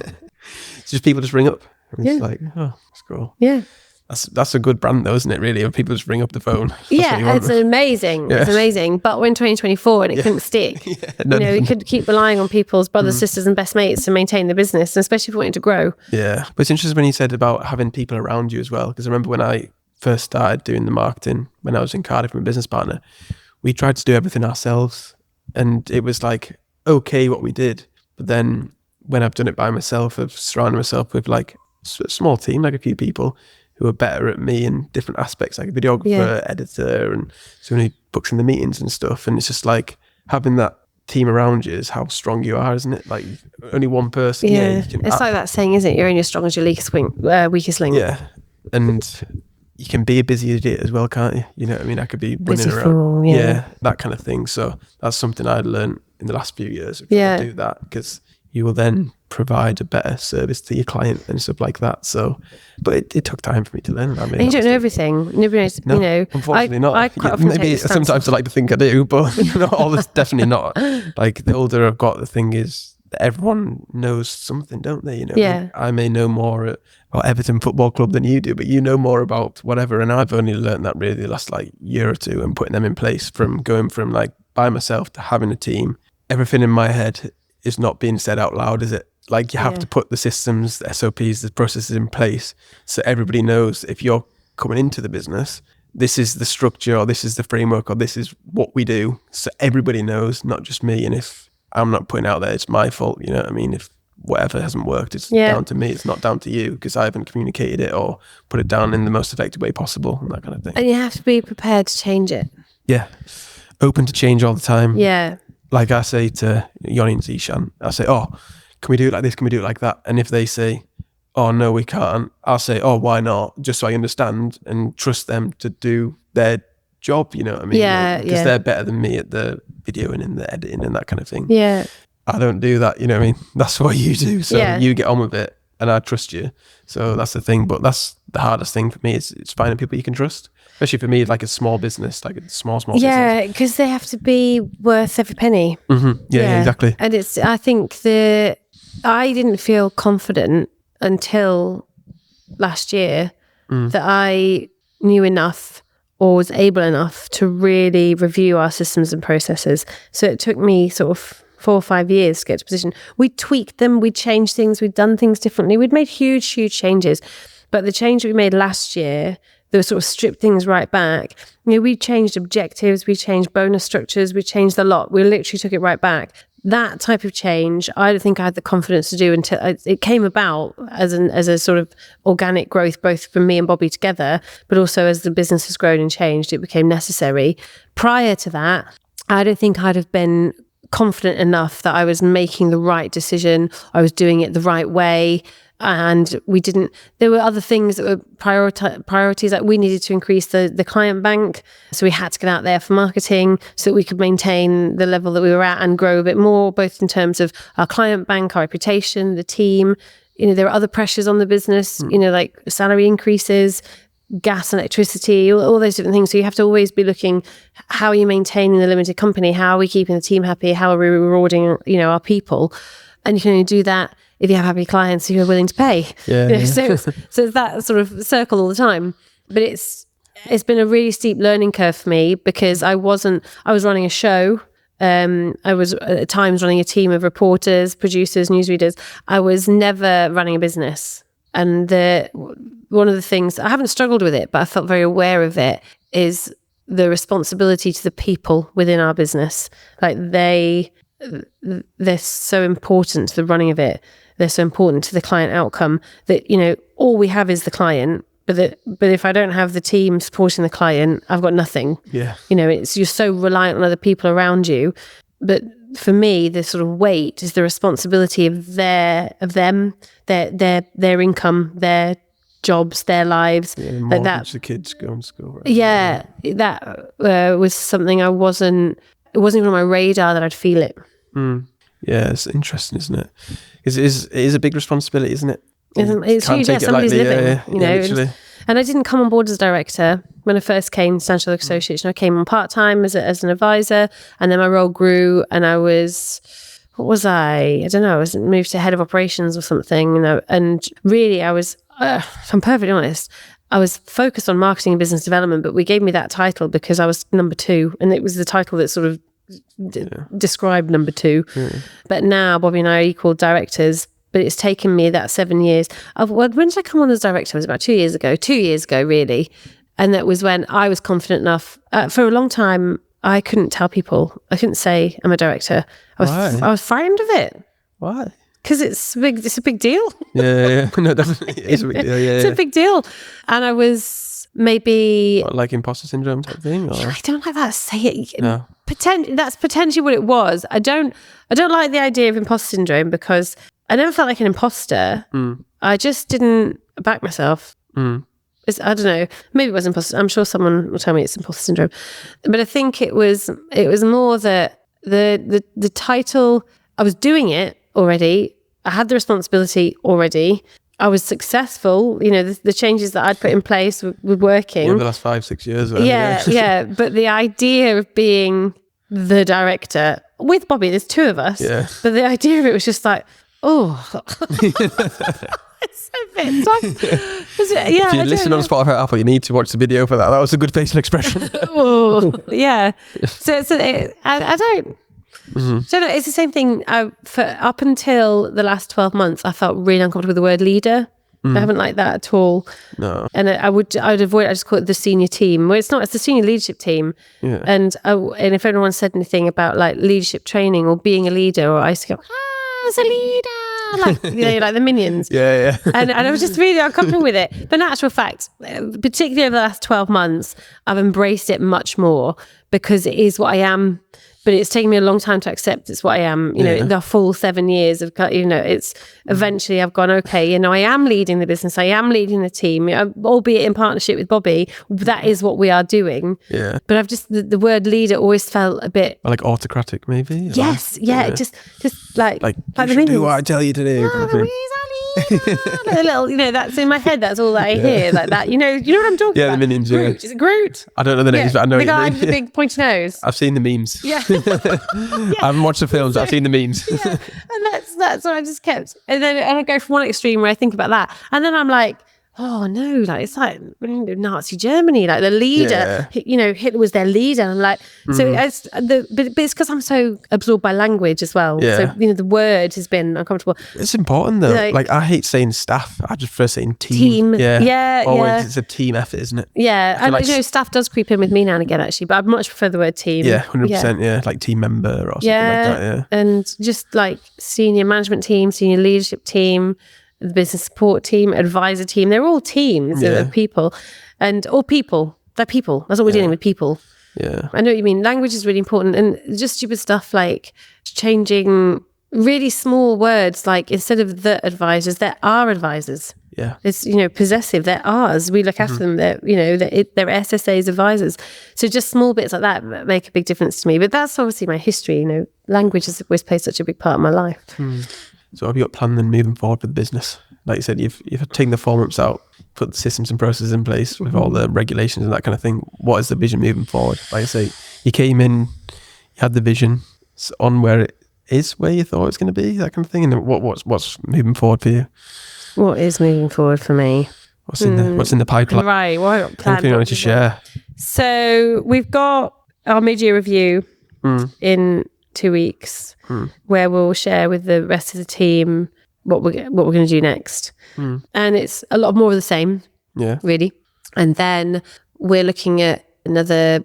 I don't even know what I can say. I'm not. Yeah, I'm suddenly going, where am I? What can I say out loud? I'm trying to get the gossip out here. We've it's more the same, yeah. Definitely more of the same because it's going well. Yeah, that's good. So the advisor team, the business support team, they've really pulled together to make it work, which has been fantastic. And then we've got a few ideas in the pipeline, which we're going to announce to the team on the 18th and potentially put into place for the start of July. Some of that's to do with our client experience. We're just sort of raising the bar a bit from that perspective. Some of it's to do with I wouldn't go as far as structural changes. They're not structural changes. They're just tweaks to team responsibilities. So a few changes to that. I think we're holding on recruitment. We're going to hold and sort of get the business to a position where everybody's working to full capacity before we bring in any more capacity, essentially. And what else? Personally, I wanted to ask you as well, how do you find managing, having a business and being a mum? Riddled with guilt all the time. that's like, I admire like people like you who've got a family and run a business, because I think I can be selfish now because I can spend all the time on the business and trying to grow it and that kind of thing. But I think I know I will find time, but how do you find the time, to manage everything and balance things the best way you can? Obviously there's no right or wrong way to do it, but how do you do it personally? Oh, it's lovely to say my boy. Thank you very much for that. Yeah. I think you kind of just do it, but something always gives. And for me, the thing that always gives is me. Okay, like me time. So like doing your nails today, my nails. Me time. Yeah, that was a big deal. I think my nails done.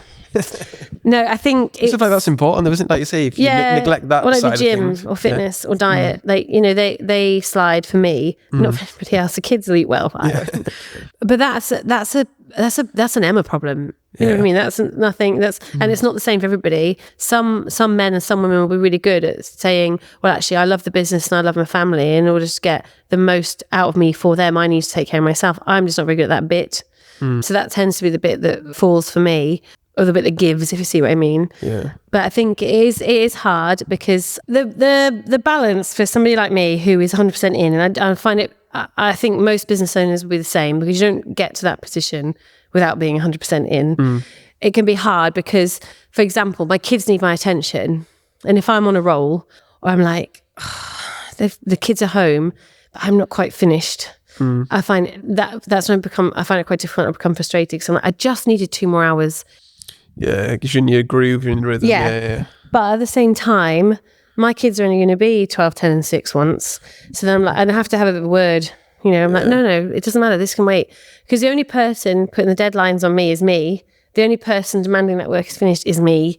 So I have to you have to have a bit of a word with yourself sometimes, and go, actually, no, this can wait till tomorrow. It can wait till next month if it has to. I'm not, and with my position in the business, I'm the driver. I am the driving force. That's what I do. I push everybody else. I push.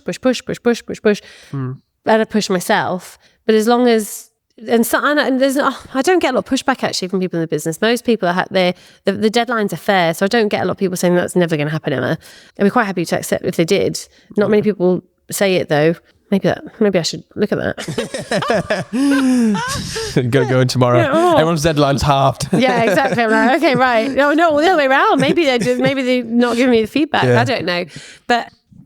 I don't, when you say, how do you get balance? I don't is the answer. I think I don't get balance yet. I'm working on it. I think it's really hard, but especially, I just described myself as a 100%er. Yeah. Well, I have 3 children. Of course, I'm a 100%er. I didn't go about it in halves. I went, I wanted 4, but I just could not grow another one. I was like, I can't do this again. Yeah. We didn't just buy a house that was already built. We decided to live in a caravan for 3 years and build our own. Yeah. We don't, as a couple, we find it difficult to just do the norm. Yeah. So times, like Bobby's done God knows how many half Ironman, breakfast swim runs, full Ironman events. Like, he'll look to do the big one. It's not, his first ever triathlon was a full Ironman. Really?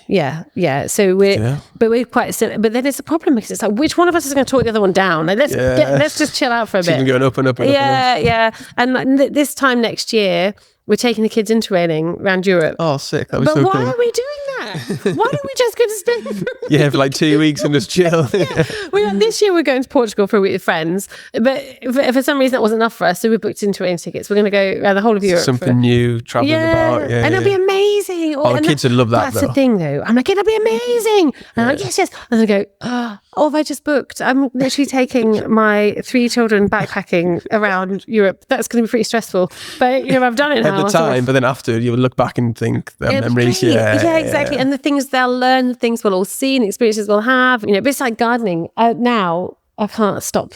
It's like I'm out there potting and repotting, and like the garden centre is my favourite place. I'm a 41-year-old woman that just loves the garden centre. My kids like on a Saturday, what would you say? God, so no, not again. No.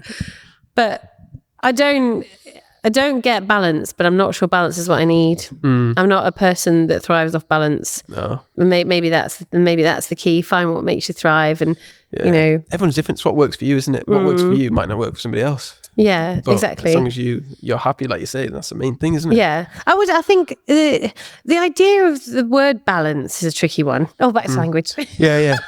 It's like let's discuss the meaning. When people say work-life balance, what is work-life balance? Is there such a thing? I don't think there is there? Yeah, and this idea, like what?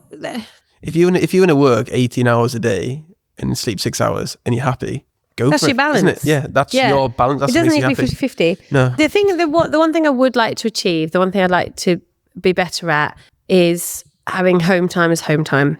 So obviously Bobby and I are married. We also run the business. It surprised people say to me, how do you work with your husband? I never see him. Yeah. We're in the same building. We don't see each other all day. Unless I book into his diary, he books into mine. Yeah. I always say to him, his PA, Megan, I'm like, you're his other wife. Like, she was just like, no, I'm not. But like essentially, she runs one element of his life, and really I run the other because he's a man. Yeah. To be honest, But the way our roles, the way the roles have developed in the business is he's very much focused on the advice, the client, and getting the best advice out of the advisors, along with our head of advice. And I sort of run everything else, business development, marketing. Bobby's a financial director because I have no grasp of numbers. But then a lot of the other stuff is that hiring, firing, systems, operations, marketing, development, all falls under my remit. So we actually run very different parts of the business. We're quite separate in terms of our That's cool. Yeah, day-to-day. You're not like clashing doing the same thing. No. And we do clash. It's a nightmare for everybody because then it turns into a domestic rather than a professional discussion. Everyone will be like, what do we say? Just going to edge out backwards. Get on a break. Yeah. But obviously, because we're both part of the senior leadership team, there's 4 of us now, which is fun. Talking about getting people around you. We've now got 4 members. We only ever had Bobby then, post 2014, Bobby was on his own, then I came in, now we've got 4 of us. So we've got a head of advice, a head of people, me and Bobby. And that works really well.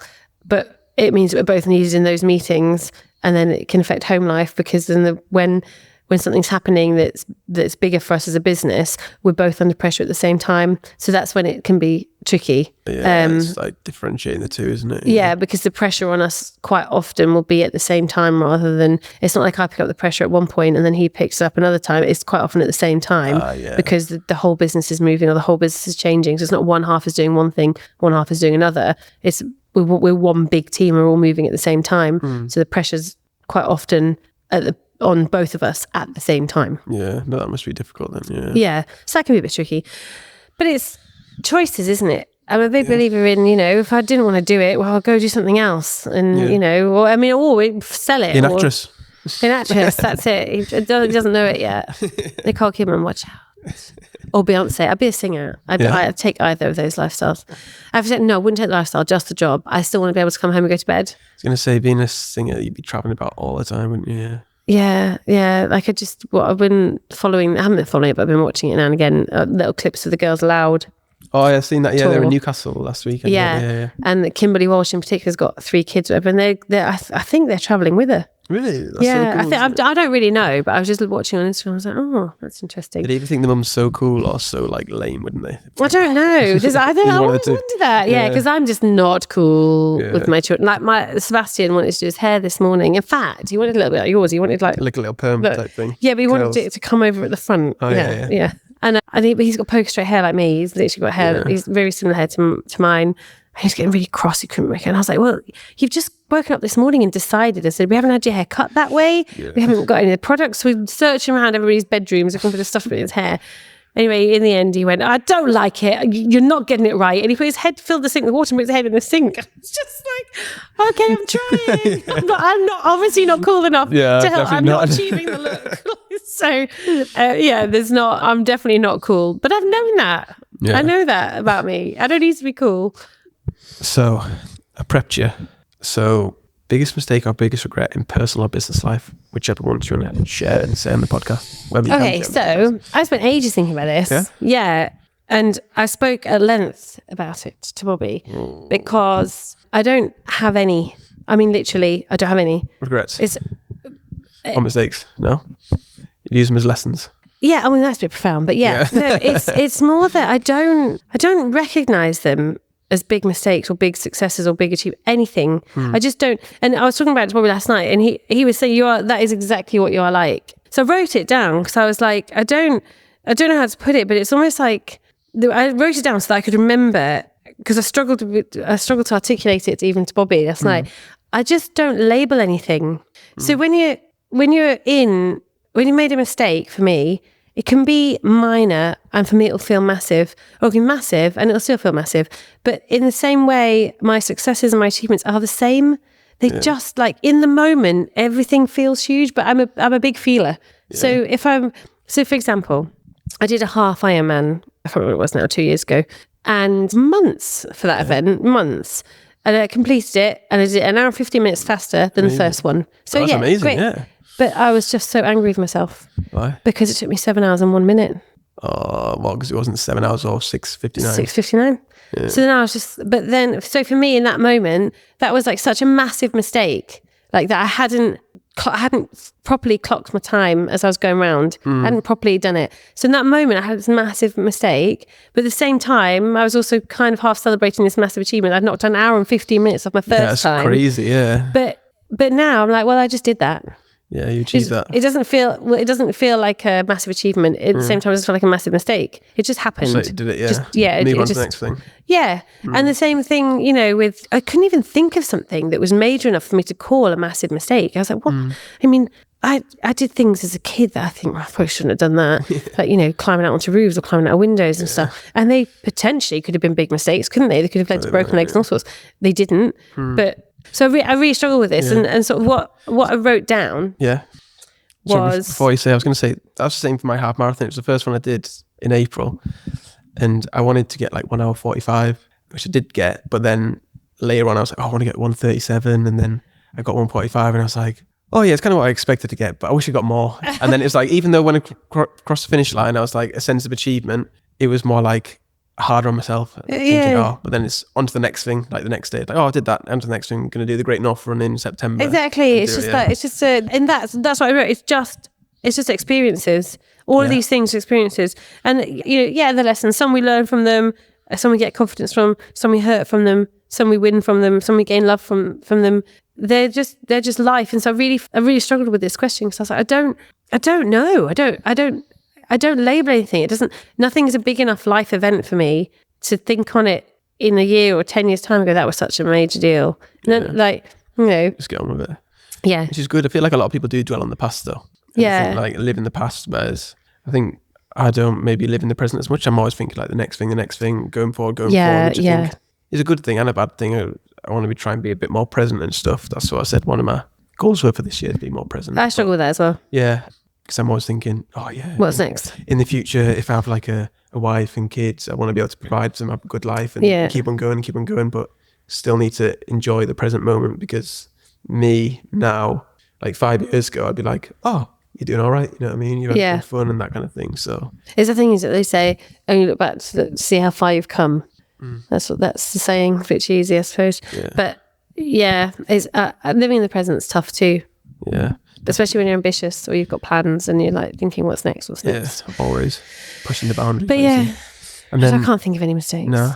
There's many. Yeah. I mean, you know what I mean? Ultimately, there are many. Nothing that stands out. But the thing that I would label as the worst or the most difficult or they just all are. They were just there. They just happened and I had to learn one way or another. Which is an interesting perspective. Nobody's ever answered that question like that. Have they not? No.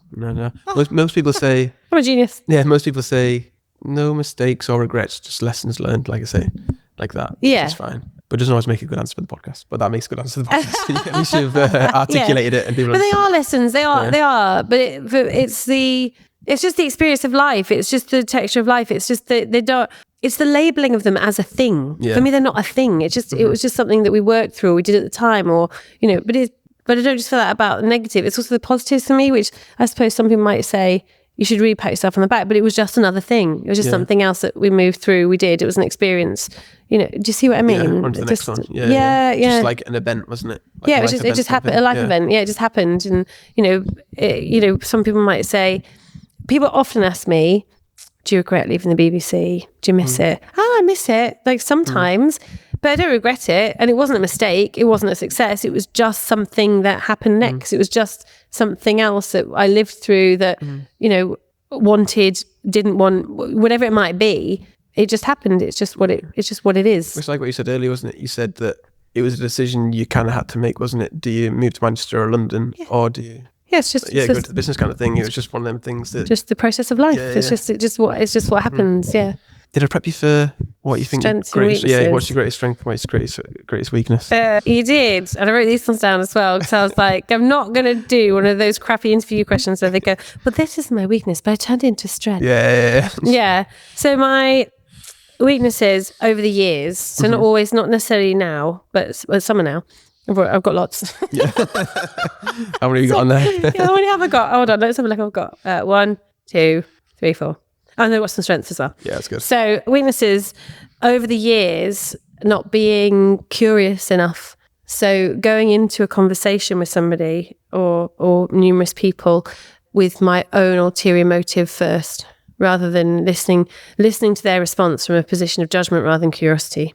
Over the years, that's definitely been a weakness of mine. So when you sit in front of somebody and they're telling you something, instead of really listening to what they're saying and being curious at where that's coming from, listening to them from a position of they're disagreeing with me on purpose or they're agreeing with me on purpose, or, my motive has at times been ahead of somebody else's. Okay, yeah. Which I think is a real weakness. That's a problem for me. I don't like it. And I've worked really hard to try and not... in particular with difficult conversations with people, to not go in with any kind of judgment or preconceived idea. Go in and be genuinely curious about what they're saying so you can think with clarity in the moment. Yeah. So that's one. That's an interesting one, yeah. So I feel like if you do that and more of an open mind, try and understand the person, you will get a better outcome for both of you. Yeah. And that's the thing. I find it a particularly difficult skill. It is a difficult skill. I think people are the most complex things in the world. Like say, if you want something done in one way because it makes sense to you, it might not make sense to the other person, isn't it? Yeah. And then like even if they agree with you in the moment, think, yes, I've got my desired outcome, but then they might be miserable and then they might leave or do the job terribly. Or they haven't really understood the motivation behind what they've been asked to do, or if they're asking for something, they haven't understood the reason why it can't be facilitated, or why it can be. Both sides, if they understand how it's happening or why it's happening, or what the sort of motivation behind it is, they'll be in a much stronger position when they're carrying out whatever task it might be. But at the same time, if I'm not curious about their questions or their thought process, how can I demonstrate to them what they need to know in order to be successful for themselves? And that's, I think, if you're, let's say in a difficult conversation, if someone's resisting something that they either don't agree with or think is going to be difficult, or whatever might be going on for them, if you're talking to them and all you're thinking is, I just need to get them to do this, you're not thinking with any kind of clarity. So you can't give them any real meaningful answer to a question. So if they're saying, I don't think that's right, that's never going to work, instead of being like, well, yes, it is because I've researched it. If you can react with, well, let's break that down. Why? Like, why do you think it's going to work? Yeah. And what's making you feel that way? And where did that come from? What's your previous experience that's led you to this position where you really feel like this isn't going to happen? If you can interact with that type of curiosity, you can respond with clarity of thought. And with clarity of thought, you can see the blue sky without all the clouds in the way. And that's, I think, something I've learned much more recently. I've definitely learned that much more recently, and have been trying to put that into practice a lot more over the last sort of 3 to 4 years. Yeah, that's cool. That's one weakness. Another one, caring about what people think. Oh, just stop. Yeah. Just stop caring what people think. It's a hard one though, isn't it? Because naturally you do. Yeah. It's human nature, isn't it? Humans always want to be in like teams or clubs or whatever. Yeah. To be like part of identity. Part of something. Because you care what people think. But yeah, how you manage that then? Just as I get older, I get thick skin. Okay. I think it's like you were saying, when you were younger, you had to have all these people around you, have loads of friends and loads of people. I think you just get to a point, don't you, when you go, don't care. Yeah. And I think I care about what some people think. And that's the trick, isn't it? It's picking out the people you care about what they think rather than caring about what everyone thinks. Yeah, exactly. And you can't please everyone all the time. You can please some of the people all the time. Some of the time. Yeah. But why try and please anyone? That's the thing. Like, not everyone's going to like it. Like, why try and please them? Like, you can't just focus on what makes you happy, what you think is right, what you think is ethical. If you're acting with integrity, and if you feel like you are, then ultimately that kindness or that compassion or that empathy will come through. But if you worry about how your own, rather than worry about what they think, worry about what you think of yourself. I think would be a good way to live. I try. So caring what too many people think, not everybody, but too many people. And then my last weakness is being talked out of my decisions. Really? Yeah, I'm a horror for this, and then I feel annoyed that someone's talked me out of it, and then I go, I knew I was right. But I regularly get talked out of a decision. Okay. Yeah. So what? Just like giving in, saying, "Oh, yeah, you can do what." It tends to be a problem if the decision is a hard one to make. So I'll go, right, the decision needs to be we change something that we put a lot of effort into that we thought was going to work. It's not working. We have to change it. So I'll make the decision, right? Yeah, we'll have to change it. And then, but what about someone? What about this? And what about this? And this? And then I start to doubt myself. And then I go, oh, okay, let's leave it for another month. And I've been talked out of my decision. And it doesn't happen all the time, but when it does happen, I have to really remind myself, you were right, your gut was right, you made the right decision, but I can be talked out of a decision. It is hard though, isn't it, when you've got other voices in your head and stuff like that, and you do doubt yourself, don't you? I think it's human nature, again, like you say, to think, oh, maybe they could be right, maybe I'm making the wrong decision. Yeah, and you don't want to be that person that doesn't listen. Yeah. So, you're trying to listen to all of the different opinions, and especially in my position, I've got like 17 members of staff, I've got 17 team members, and they're all going to have an opinion one way or another. And it's not just about who you choose to listen to. It's about being able to take in everything everyone's saying and then come to a decision on your own. But what happens is I make the decision and then I'm talked out of it. I don't know why. It doesn't happen all the time. But it does happen sometimes. And I get frustrated because more often than not, when I'm talked out of a decision, it's just a delay because then the decision is made anyway. And it's that pattern where it's not that I've been talked out of a decision and then we've had a better outcome. We've done a different, taking a different course of action. It's that I've been talked out of a decision. We've delayed it for 3 or 4 weeks, and then we've gone back to the same bloody decision in the first place. That's when I get annoyed with myself. Yeah, that will be annoying. Yeah, because there was something somewhere. Somebody asked one of the presidents of the United States, "How does he make a decision like these massive decisions, whatever?" He says, "How can you be 100% sure?" And I think it's Barack Obama or someone like that. He said, "Oh, as long as I'm 51% sure of the information that I've got, that's the right decision, because you can never be 100% sure," and that kind of thing. Only 51? Apparently, yeah. Apparently. I may quote it wrong, but I think that's what I heard, yeah. Oh, wow. Something like that, yeah. So, because that's, I mean, you've got so many people around you. Like, who do you listen to? Who do you listen to, yeah? Do you listen to them all? Do you listen to some of them? Some of them right sometimes? Yeah. It's a difficult one, yeah. I have shower ideas. Yeah? Yeah, when I get out of the shower in the morning, and my husband's in the house, I go, and the best thing, he goes, "Oh, no. Don't talk to me." He's like, no more shower ideas. I love my shower. My shower ideas are all the best. Do you have long showers then? Well, I wash my hair. It takes long enough. Okay, yeah. Long enough. But also, it's the only time on my own in my life. Just like me times. Yeah, like, in the shower. It's the only time in my life where I don't have somebody asking me for something or to do something in the shower. I get really cross if people come in the bathroom when I'm in the shower. Really? It's the one that if Bobby comes in to brush his teeth, I'm like, "What are you doing in here?" He's like, "Whoa, this is shower time. This is like the time I have in my own head." Yeah. Get out.